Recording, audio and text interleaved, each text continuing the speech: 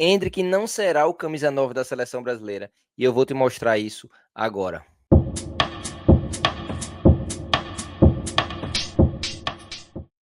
É isso aí, ó. Através desse vídeo, dessa análise que eu fiz dos últimos jogos, eu vou poder garantir aqui que Ancelotti não vai utilizar, né, o garoto aí de 19 anos, Endrick, na posição de camisa 9 da nossa seleção. Eu visitei aí os últimos jogos de Endrick, visitei a temporada, né? Essa aqui é a melhor temporada dele na Europa. Endrick já tem 10 jogos com, deixa eu só confirmar aqui, 10 jogos com 5 gols e 5 assistências na temporada. Então, já é de longe, né, a melhor temporada dele. Mas o que acontece é Endrick não vem jogando de camisa 9. E aí eu vou te mostrar nesse vídeo aqui o porquê Endrick não deve ser convocado ou o porquê Ancelotti não deve utilizá-lo de camisa 9.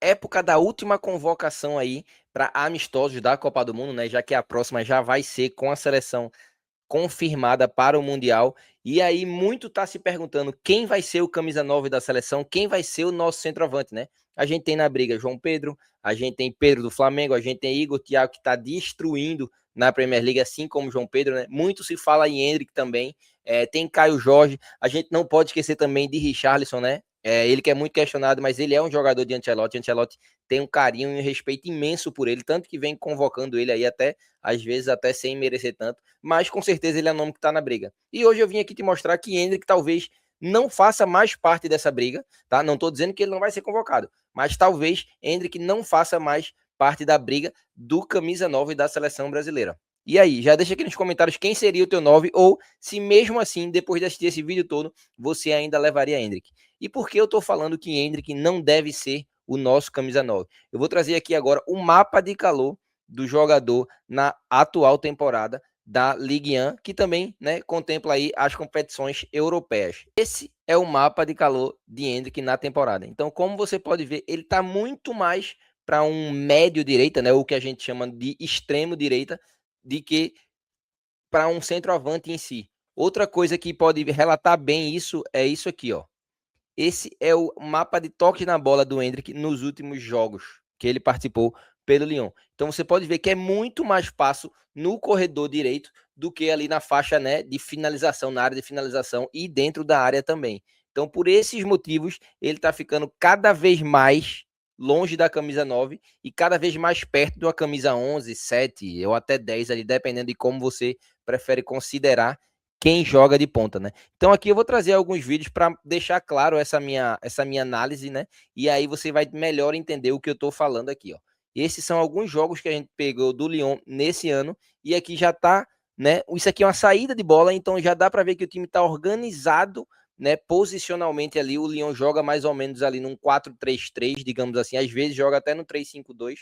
Quando joga nesse 3-5-2, Endrick até atua mais por dentro, né? Numa dupla de atacantes, ele joga ali como segundo atacante. E ainda assim, com esse o loiro aqui, eu me esqueci o nome dele, deixa eu ver se eu ainda tenho aqui, é o Pavel Such, que ele é tcheco, né? Mas ele aqui é mais desse cara centralizado, é o camisa 10 ali do Lyon. Então, como vocês podem ver aqui, ó, Endrick está jogando muito aberto pela direita, mesmo com o time em saída de bola. Ele sempre vai se apresentar pelo lado direito e ao invés do que a gente estava acostumado a ver no Palmeiras, Endrick também está criando muita jogada, né? Ele que tem aquele DNA matador, né, de um homem de um gol, mas aqui ao redor do vídeo você vai conseguir enxergar que raríssimos são as finalizações de Endrick dentro da área e raríssimo é o toque de bola de Endrick na área. Eu mostrei para vocês lá no início do vídeo, Endrick está trabalhando muito, muito, muito mais fora da área, diferente de todos os seus concorrentes, né? Igor Thiago é aquele centroavante de um toque só, um cara de definição. João Pedro é um cara até que dialoga muito mais com os pontas e com os meias, né? Mas dialoga mais de uma forma central, às vezes nem tanto dentro da área, mas sim, pelo menos aí de uma forma central. Aqui nessa faixa é o que eu chamei de faixa de ataque, né? Da faixa de definição do Endrick, porque mesmo jogando na ponta, ele é um jogador que naturalmente ele vai buscar definir as jogadas. Tem muita jogada que ele nem define, tá? Ele várias vezes ele pega a bola, ele dá o passe pro seu companheiro e ele nem ataca, ele nem faz o movimento de prosseguir para buscar um segundo passe ou seguir uma finalização. Mas, obviamente, a maioria das vezes ele ataca assim. E essa faixa que a gente está vendo em amarelo destacada é a faixa mais perigosa de Endrick dentro do Lyon. Porque é aí que sai as maiores quantidades de finalização. Então, ao longo do vídeo, a gente vai ver ele finalizando muito daí. Ele já tem gol daí, ele tem passe, né? Ele tem alguns gols dentro da área, mas, assim, no geral, essa é a área onde ele mais atua, onde ele fica mais perigoso, né? Para marcar um gol pela equipe francesa.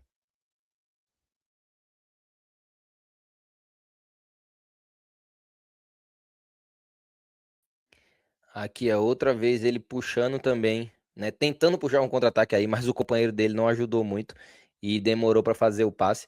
Mas aqui ele de novo tentando atacar aquele espaço. Ele tá aqui no, né, embaixo do vídeo, bem do meu lado, tentando atacar aquele espaço. E ele tenta atacar de duas formas. Ele tenta atacar através de arrasto na bola, né? Ele conduzindo, chamando no X1. Às vezes ele chama muito o contra-ataque também.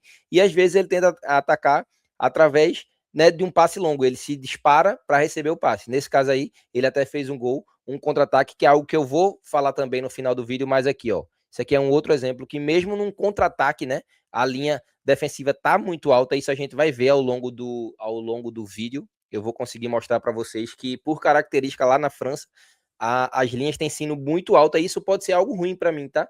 Porque não é o tipo de marcação que o Brasil vai ter na Copa do Mundo, né? A gente sabe o tamanho que o Brasil tem e quem joga contra o Brasil normalmente joga com linhas muito baixas. Então, se a gente tá falando aí, pronto, quem joga com o Brasil jogaria mais ou menos nesse esquema aí. E aí eu, né, marquei Endrick aqui em amarelo, que ele vai tentar a definição da jogada, mas quem joga com o Brasil joga mais ou menos nessa posição aí. Então é um jogo muito mais de contato físico ou de 1-2, um jogo apoiado, do que propriamente um jogo de arrasto, né? Que é o que ele está fazendo muito, muito bem lá no Lyon, que é dando tapa e chegando para finalizar, ou dando tapa, né? E tentando 1-2, ou tentando deixar o companheiro na cara do gol.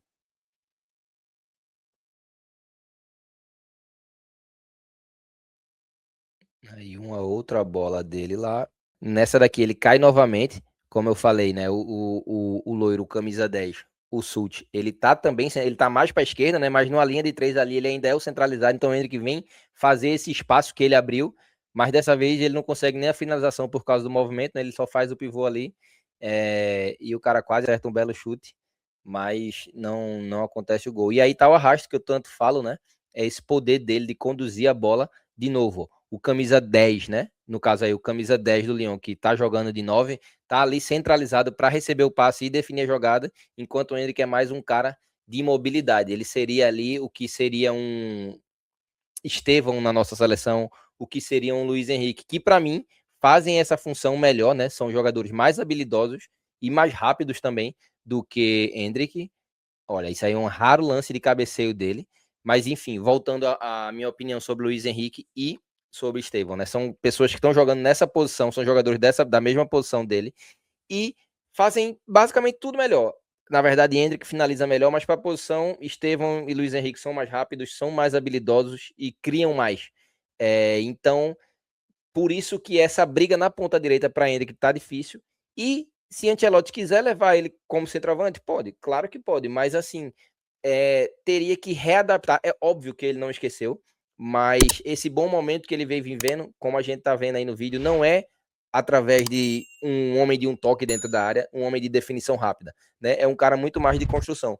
O que leva a crer que Ancelotti não faria isso, não levaria ele para mudar ele de posição e tentar recondicionar ele a ser um camisa 9. É bem verdade que ele também tem a qualidade para jogar ali como um segundo atacante ou até um falso 9, né, saindo um pouco da área, tabelando, mas o que está potencializando ele, na minha opinião, é o fato de jogar aberto, de ter espaço para o campo jogar. E aqui é outra situação que eu falei, que é a que eu falei da marcação alta. Na observação, eu consegui ver muita linha defensiva muito alta contra o Lyon. Não sei se é o estilo de jogo do Lyon em si, não sei se é o estilo de jogo da França, mas isso é um cenário que não deve acontecer contra a seleção brasileira. Porque se você ver aqui, ó, tá quase um 3 contra 3 ou 4 contra 4, ou até um 4 contra 3, dependendo desse cara aqui que tá embaixo do vídeo, que tá perto de Hendrick. Então, assim, o cara, a seleção, né, brasileira teria mais de meio campo para jogar aí, já que a marcação está acima do campo de defesa. Então, isso é um cenário que não deve ocorrer na seleção brasileira, porque, obviamente, quem joga com a seleção brasileira joga com linhas muito baixas, então não é um cenário que Endrick poderia se aproveitar de lá no futuro. Aqui está um outro exemplo disso. Endrick está lá na parte de cima, né, sendo coberto por mim, no caso, não mais. E é um outro exemplo, também não sai nada dessa jogada, mas é para mostrar como o pessoal da Liga Francesa marca em cima, né? E aí ele, com toda a velocidade, ele consegue disparar nas costas da zaga, mas a finalização não sai. E aí, passando novamente, né, pelos números de Endrick aqui, ele tem nessa temporada 10 jogos, sendo 785 minutos jogados, né?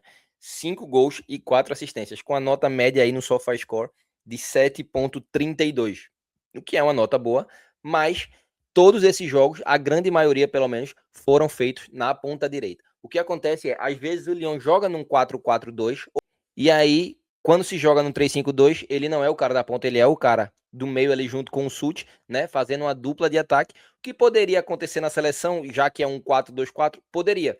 Mas se a gente for ver num 4-2-3-1, dificilmente Endrick pegará essa posição.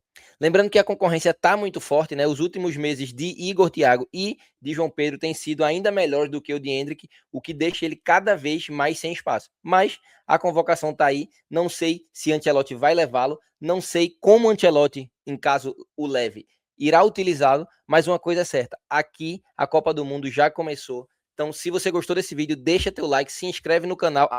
Comenta, né, que jogador você quer que a gente analise aqui, eu analiso, o Rafa analisa. Nem sempre a galera pode acompanhar todo mundo aí. Então, deixa aqui nos comentários quem você quer que a gente analise, o que é que a gente pode esperar de algum jogador na seleção que eu faça esse vídeo. E óbvio, né? Segue a gente aqui do Canarinho, tanto no YouTube quanto lá no Instagram, porque tem conteúdo diário e a Copa do Mundo já tá na porta, meu amigo. E aqui, meu amigo, é conteúdo de Copa do Mundo e de seleção semanalmente e lá no Instagram é diariamente. E vamos embora que o Canarinho Cast é o podcast do Hexa.